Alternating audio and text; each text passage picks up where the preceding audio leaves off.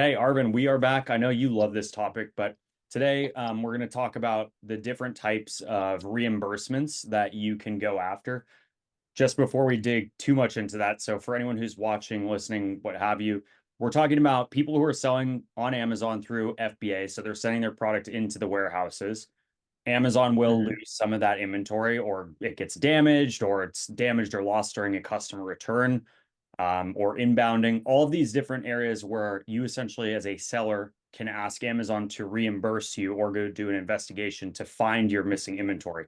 And so that's kind Yeah. of just the context that I want to set the stage with. But I guess to kind of now dig into that, what are the different types of actual reimbursements? Where are these eligibilities found, and anything else that you kind of want to add?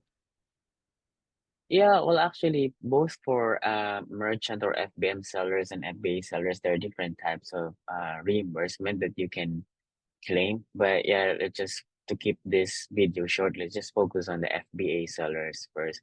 So one, the most common one is for the lost inbound, which is, you as a seller ship your product from your own warehouse going to Amazon. And when you look at the shipment ID, there's actually a discrepancy that shows that you sent 100 units, but then Amazon only received 90 units. Then you have to file a claim and ask Amazon to investigate and look for the missing 10 units.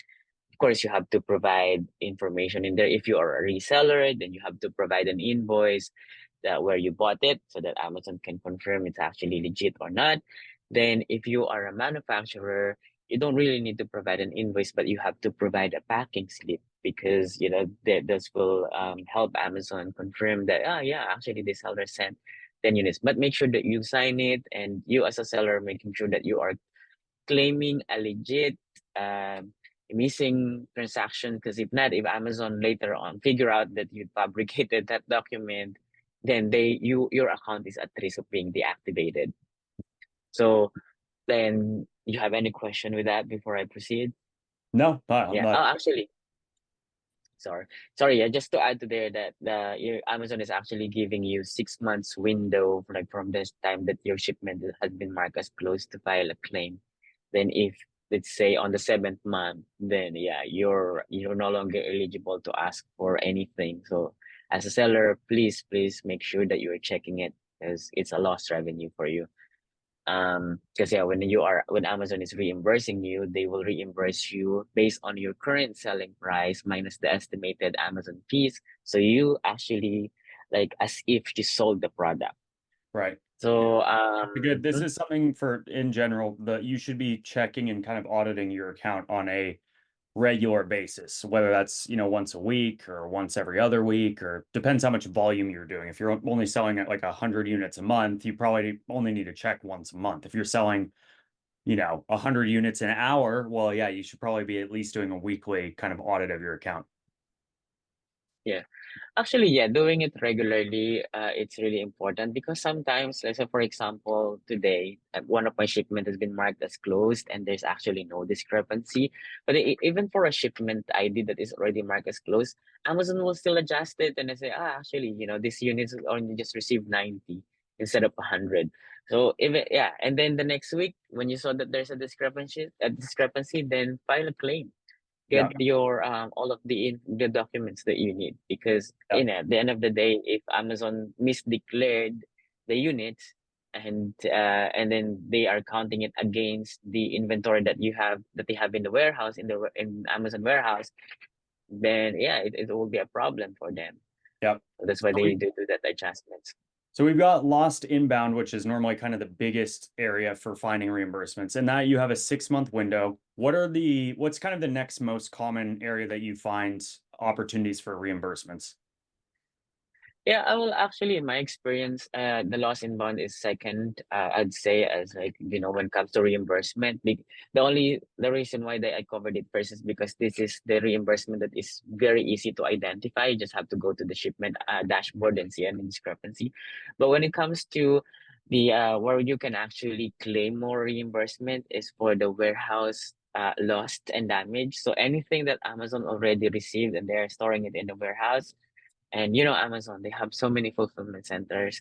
They move inventories around from one fulfillment to another. Sometimes they based it on demand specific states so that it will be a lot cheaper for them to fulfill it to a closer, customers where they are seeing like a large volume of orders.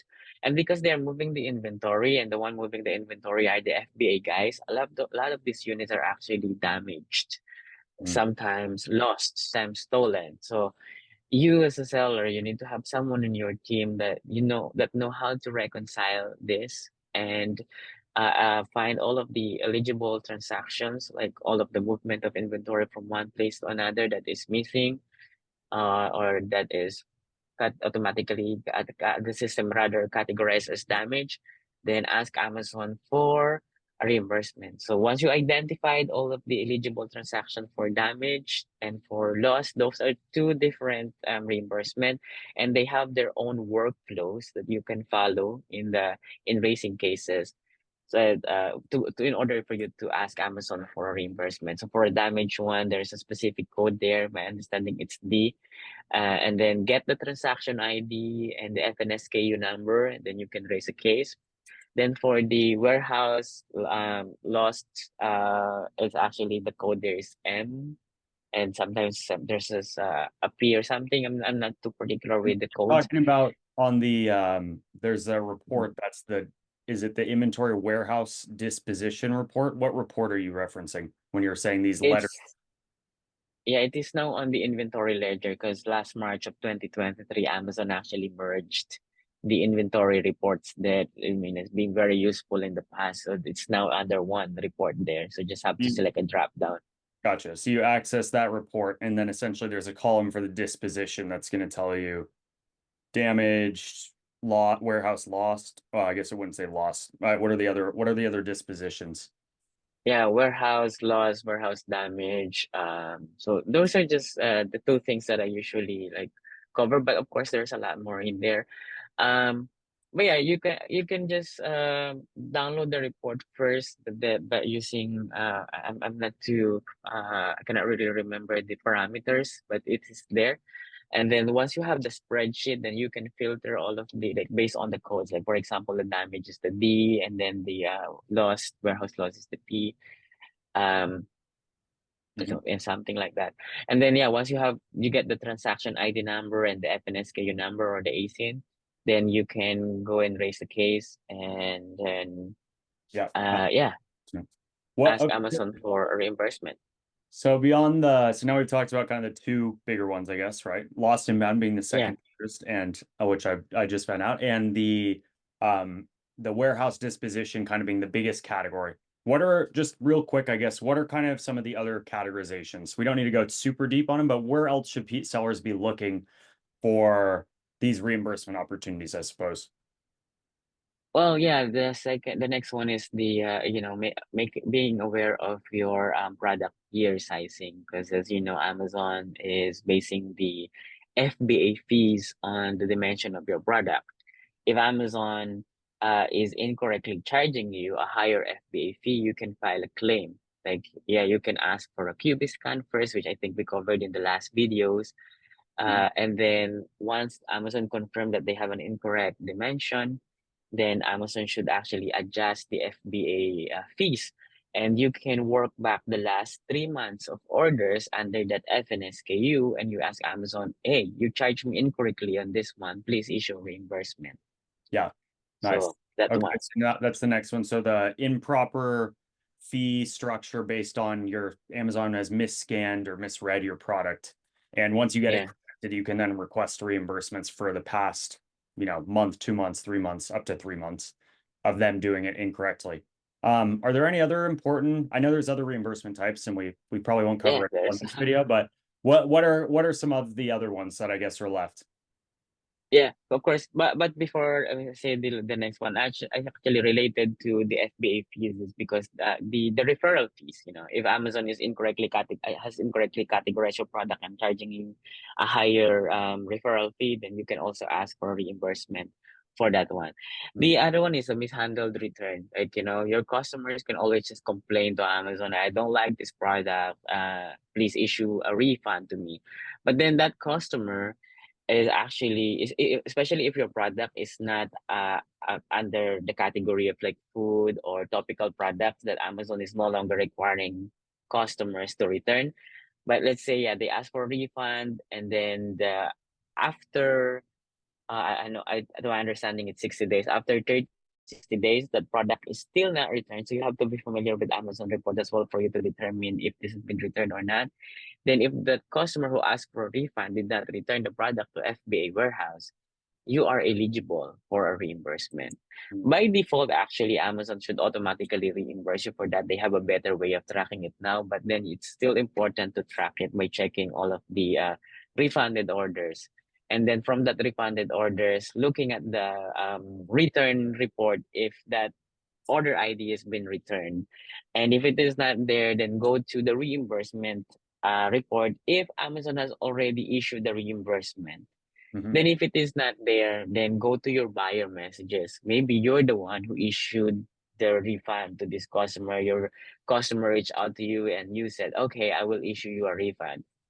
Because if it is the seller who issued the refund to the customer, even if the customer will not return the product to FBA, it is not eligible for reimbursement. The only or returns that is eligible for, or unreturned returns that is eligible for reimbursement are those issued by Amazon. Because customer reach out to Amazon, Amazon automatically issued the refund, customer failed to return, then Amazon should issue reimbursement to you. Yeah, good stuff. So I know there's a lot of other ones that we can cover. I know personally I always hate dealing with removal orders, but I think for the sake of this Yeah. video, we should probably cut it here. But for anyone who's watching, listening, make sure you subscribe to the channel or check the channel out because we are releasing subsequent videos about specific reimbursements that we've talked about in this video. And of course, if you do have any questions or there's something specific you want us to cover, let us know in the comments down below and we'll try our best to make a video on the topic at some point. Arvin, anything else you want to add?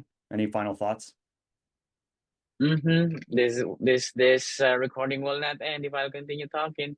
All right. So no final thoughts. So that's it for this one. Stay tuned and we'll be back soon with some more video content. Cheers.